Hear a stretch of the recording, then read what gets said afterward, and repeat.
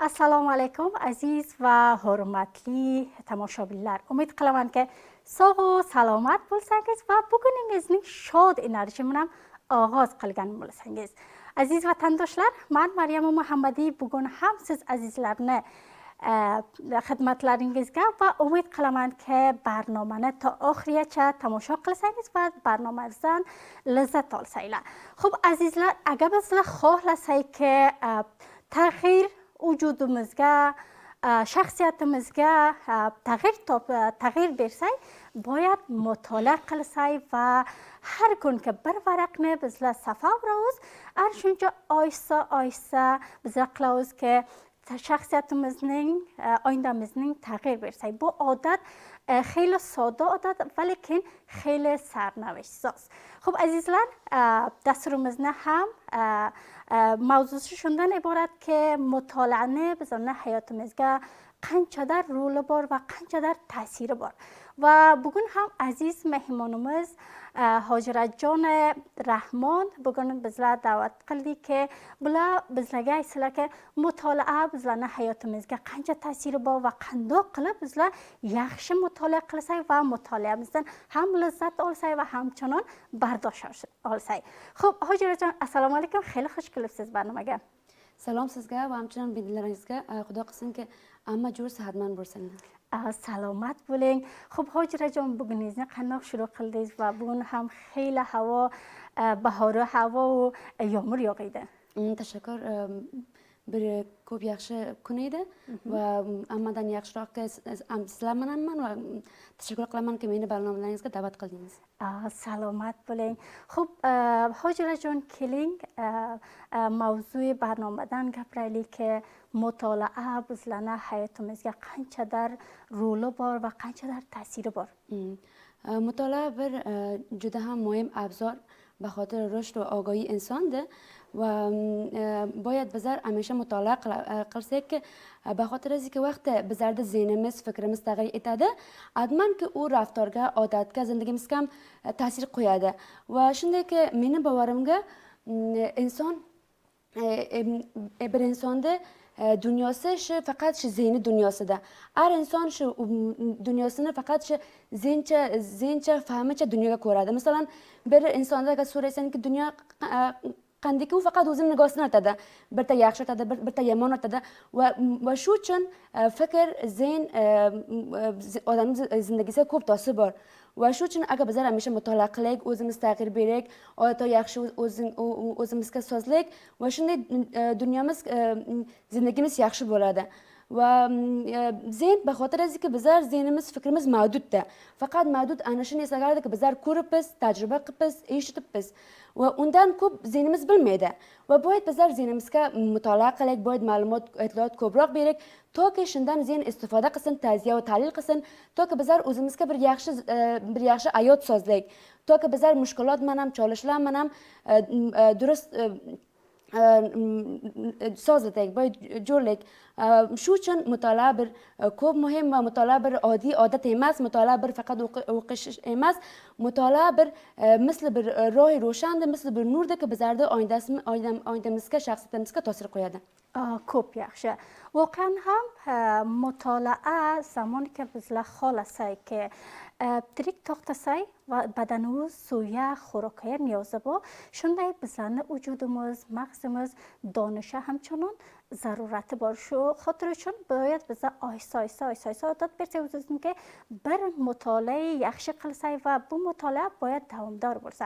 Xo'p, Hojirajon, menga aytingki, agar xohlasakki mutolaamiz ta'sirguzor bo'lsa, qaysi ravishni bizlar istifoda qilaylikki, mutolaa qilsak ham lazzat olsak, hamchonon bardosh olsak. Chunki ba'zi javonlar aytadiki, men har qanchaki kitob o'qiyman, hech bardoshim yo'q, nuza men xasta bo'laman, bosh og'riq bo'laman. Bizlar qaysi ravishni istifoda qilaylikki, mutolaamiz ta'sirguzor bo'lsa va bardosh ola olsak. Bali, bu mushkul ro'yishda yoshlarda bandiga, ammo beytar bildiki bizlar soda va ravon boyad mutolaani shuru qilaylik va hamchinon xonavodalar, familiyalar qo'sh qilsin, shu peshnod qilsin, javonlarga, ham o'zi javonlarki mutolaani soda va ravon shroq qilsin va hamchunin o'zini shu mavzuotni o'zini avval aloqasiga bo'lsa. Masalan, hoki bir mayda kitob bo'lsa yoki bir necha bir o'sha avval bir safadan shuru qilsa, aloqa ko'p muhim. Vaqtiki bizlar bir narsani ishq aloqa bilan shuru qilsak, admanki u bizlar kam-kam dilchasp bo'ladi va ba'dan kam-kam bizlar unga aloqa paydo qilamiz va bizlarda bir odatimiz bo'ladi. Ba'zilar avval kitoboy sangidan shuru qiladi, kitoboyga o'jimi ko'pda, so'ng u vaqtiki bir necha safa o'qiydi, yo ularga muglaq bo'ladi, so'ng aytadiki men mutolaaga aloqam yo'q va mutolaa menga emas ekan. Ammo yaxshi bildik, boyd avval soda kitoblardan shuru qilsin, kitoboyga omfam bo'lsin, qiladiki ba'zilar dostonlarga aloqasi bor, doston ham vaqtiki bir roman bir dostonni o'qimiz, unga ham azor dars bor, azor payom bor va shunday agar avval bizlar sodadan shuru qilsak va u kitobga aloqamiz bo'lsa shu baxshga undan shuru qilsangiz, shuru qilsak, unday mutolaa bizlarga dilchasp bo'ladi va borib mutolaa bizga bir odatga tebdil bo'ladi. Voqean har bir kitob bir tajriba jadid. Qancha yaxshiki biz agar xohlasak ko'p zindagilarni tajriba etmasak, yaxshiki bizlar kitob o'qisak-u, har kitob bir tajriba bizga.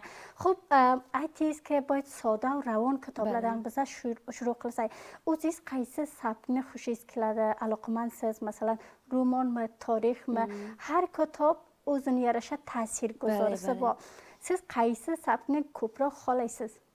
Men ko'shiq qilamanki, ma'dud bo'lmasam uchun men tamom kitoblarni yaxshi ko'raman, ammo baxshlardan mutolaa qilaman, ammo ko'proq men xudshunosy, rushd fardiy bu kitoblarga ko'proq aloqam bor va polisiga yangi shuru qilib romanlar avval men fikr qildimki, xasta kunduzun baxotir qissa bor, narsa bor, ammo vaqtiki men shuru qildim, men bildimki, asl doston, asli tajriba romanga, baxotir bir romanga necha shaxsiyat bor, unga qissalar bor, unga tajribalar bor. Uchun men aloqam tamom hamma kitoblarga va hamchunon bir kitoblarda olasiga men she'rlarga, adabiyot klassik mening aloqam ko'p. Baxusus she'roy Mavlono baxotir har she'r o'zi bir katta bir tajriba, o'zi bir katta doston, bir xat she'r o'zi insonga bir katta dars zindagim beradiki, bizlar kitoblardan ololmaymiz. Shu uchun men qo'shiq qilamanki, tamom kitoblarni o'qing. Polisiga she'rlar. Ko'p yaxshi, siz muxtalat o'qiysiz, bir sabk xosni paydo qilmaysiz.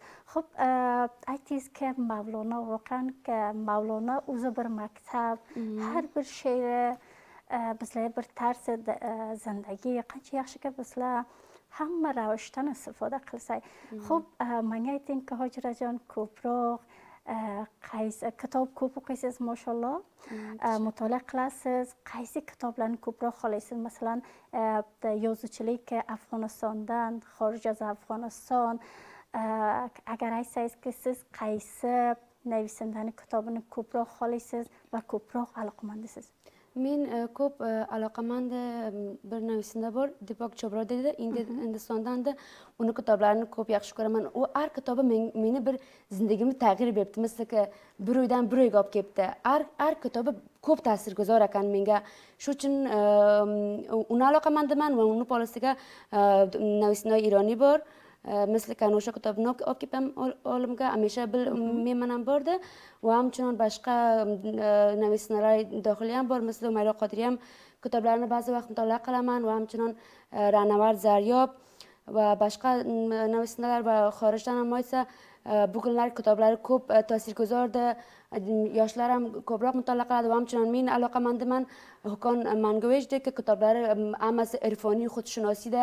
Baxotir men bu varganman, agar odam xohlasa jahonda tag'ir bersa, avval boyd o'zini tag'ir bersa va tag'ir darundan shuru bo'ladi, ishdan shuru bo'ladi. Bizlar avval boyd o'zimizni tonisak, aytadiki, o'z tonigan Xudoni tonigandi. Voqean har kitob arzishi borki, bizlar bir daf'a mutolaa qilsak, xoki u dars olsak, xoki bizlar ba'zi ma'lumotlar ko'proqni nima qilsak. Xo'p, Hojirajon, ba'zilar shu hozirda javonlar ko'proq safohat ijtimoiy o'z tomoniga tortgan. siz nima ki nazariyiz bor qandoq qilib bu javonlarni bizlar kitob o'qishga da'vat qilsak, chunki shu bilan hammalarning qo'lida bir telefoni bor. Bular zamoniki bir ma'lumotga band qoladi, hatto bir lug'at bo'lsa boru farhangni safa urmaydi, ko'rmaydi shu lug'at nima ma'nosi bor. Boradi Google'ga search etadi yoki ko'proq javonlarni shu hozirda bizlar ko'ramizki safot social media, safot ijtimoiy ro'y keltirgan. Bizlar qandoq qilib, qaysi ravishni boyib bizlar istifoda qilsak, bu javonlarni bizlar da'vat qilsak mutolaa. Chunki zamonki bizlar bir kitob o'qiymiz, bu kitobda xeyli dars olamiz, xeyli tajribadan mutafovitni bizlar tajriba qilamiz. Qanday qilib bu javonlarni bizlar da'vat etsak, kamroq mobil istifoda qilsalar u kitob o'qisalar.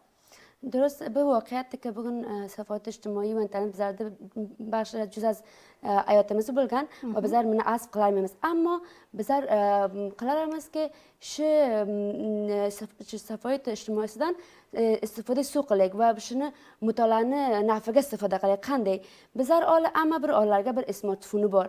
Bizlar undan yoshlar qiladiki, kitoboy PDFda undan mutolaa qilsin, ular qiladiki, podkastlarda eshitsin, ba'zilar aytadiki, ba'zi kitoblar muğlaqdir, men uni bilmayman ma'nosini va ko'p yaxshi bir tavsiyadir-ki, ular podkastlarga go'sh bersin. Podkastlar ba'zi kitoblarda am jumlasini o'qiydi va ham olasiga bir ma'lumot beradi. Bisyor zabon omyonaga ularga aytadiki, bu kitob nima bo'lar edi, adafi nima edi, masaji nima edi, payomi nima edi.